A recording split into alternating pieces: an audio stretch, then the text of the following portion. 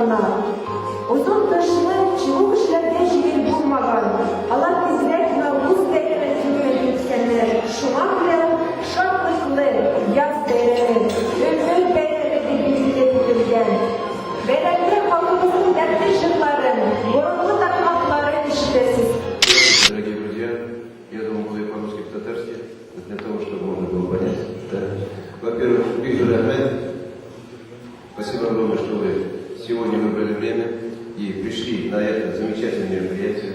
Вот, Навруз Байрам – это праздник, я считаю, замечательный праздник весны. И вот я смотрю, здесь у нас и приезжие из других городов, я смотрю люди из Тольятти, смотрю те люди, которых я вижу в интернете, сидят вот за этими столами.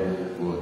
И на нашем, как вы знаете, что у нас есть... Hürmetli doğanlar, sizni bayram bilen, indi Navruz yamarış degen, kış boyu işi yedi, yükenden soň yaz jite, tabiat qo'zg'alib kete, motorlik kele, quyosh yoqtirib boshlaydi, ko'ngillar ko'tarilib kete, shu kunlarda bayram etamiz. Yaz kelini.